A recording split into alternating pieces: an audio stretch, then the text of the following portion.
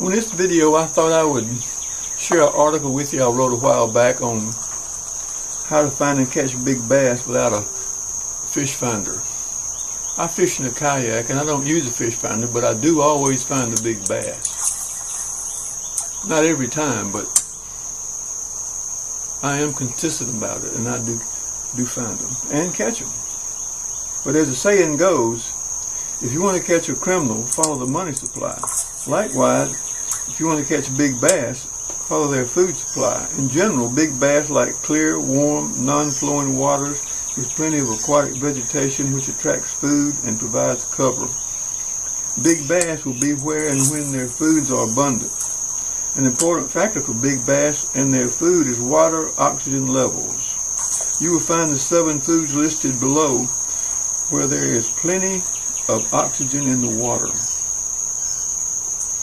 In lakes and reservoirs, oxygen levels are ideal in shallow water due to plant life and the wind stirring the water. Also, in lakes filled with organic matter, oxygen levels are lower due to the decaying process of this matter, forcing bass into shallow water where oxygen levels are higher. The 7 bass foods that we've listed here are shad, crawfish, frogs, brim, night crawlers, lizards, and small bass. Bass will eat pretty much anything they can get in their mouths that looks like a good, easy meal on top water or underwater.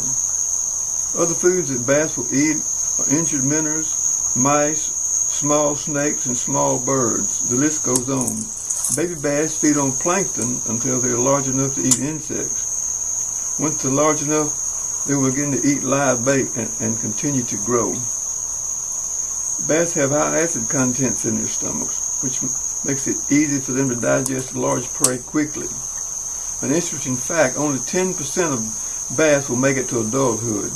Bass fall prey to other creatures such as alligators, herons, turtles, otters, and other small bass, as well as humans. A tip: when fishing a bait, fish it in the creature's own habitat. Fish frogs in grass and lily pads, etc. If you want to get an idea of what bass like to eat, just go to your lure section of any sporting goods store and see which types of bass lures are most prevalent out of all they have in stock. You'll probably find the 7 listed here. There's been much research and money spent on finding out what bass like to eat and developing lures that look realistic. The more realistic the lure, the more likely the bass is to eat it. Look in your own tackle box, and you'll get a pretty good idea of what bass like to eat. What do you have the most of? These are the lures that you always use to catch fish. More than likely, you probably bought lures that you hardly ever used and would have been fine without them.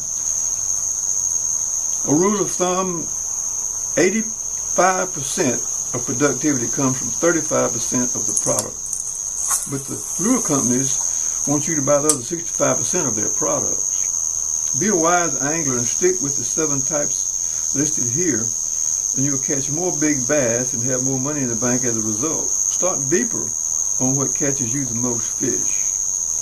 Your tackle box doesn't need to become a museum. Clean out the non-productive lures.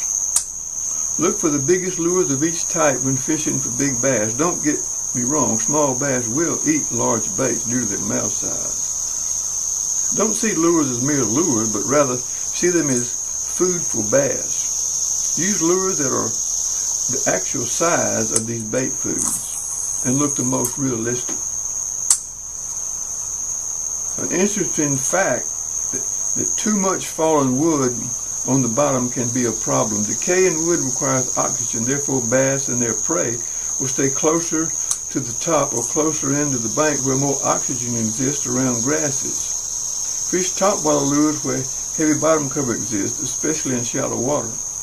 Grass, on the other hand, produces oxygen, making an excellent habitat for bass. Make sure that the grass has structure and is alive.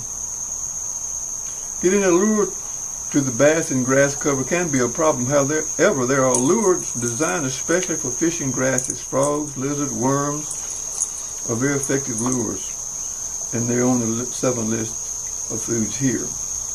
Large rocks are a very popular fishing spot for anglers. However, they're not the best source of cover and food sources for big bass because rocks do not produce oxygen. Smaller rocks and bottom gravel, however, do collect debris that bait fish eat, which attracts bass.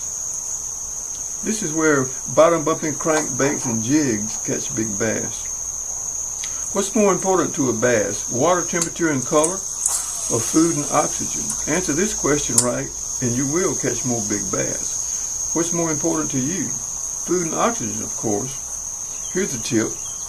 Find where the 7 foods of bass listed here hang out, and fish these 7 types of baits there. That's where you will catch big bass. There will always be high water oxygen levels present.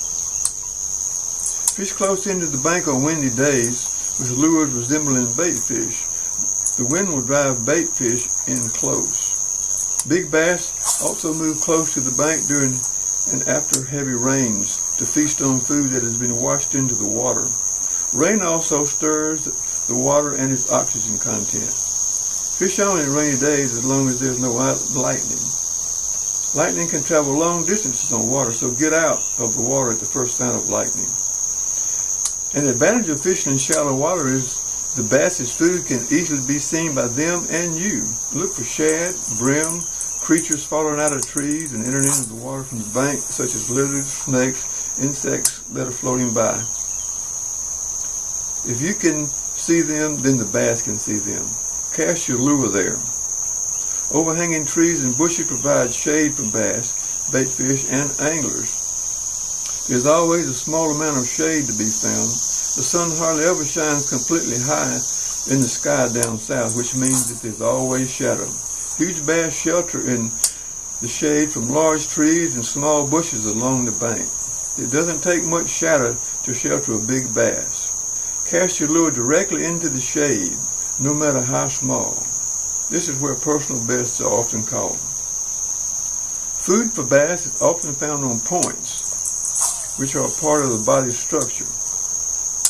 What the bottom looks like in simple terms. Structure is important for bass in defining its territorial home and daily activities. Find a shaded bank in fairly shallow water with a point that has a ledge. Fish there, aligning yourself parallel to the sides of the point. Cast from shallow to deep. The bass is facing deep water, waiting for lunch to approach. Remember, a huge bass is not apt to go out for lunch in the heat of the day. He's just like you, especially if there's food at home or it's home delivery. Find where he lives and deliver him up a nice meal without spooking him with electric motors and paddle noise. That's how to catch big, huge bass in the summer in the heat of the day. Sometimes huge bass are too lazy to move around when it has found shade and has a full stomach, just like you. You're hardly going to move from one shade tree to another in the hot sun. You're going to stay put unless the shade moves or a thunderstorm moves in. Bass are the same way. They follow shade. Approaching storms activate big bass and provide overall shade. Another interesting tip, earthworms need oxygen to live, however. And an earthworm can live for several weeks underwater as long as there is ample oxygen present in the water. Again, we see the importance of water oxygen levels in bass habitats. What better place to find high water oxygen levels than in close to the bank? And an excellent place to cast a plastic worm for big bass. Tip.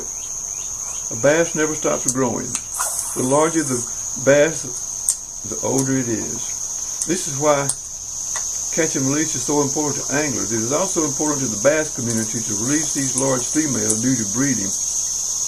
Notice that I have not once mentioned fish finders in this article. Follow the information presented here and you'll find big bass without a fish finder. Remember, the most important thing to catching big bass is keeping your lure in the water, preferably in his face. The odds of catching a big bass decrease with each cast, but keep on casting, because you'll eventually beat the odds. Thanks for listening, and always remember to make Jesus Christ Lord.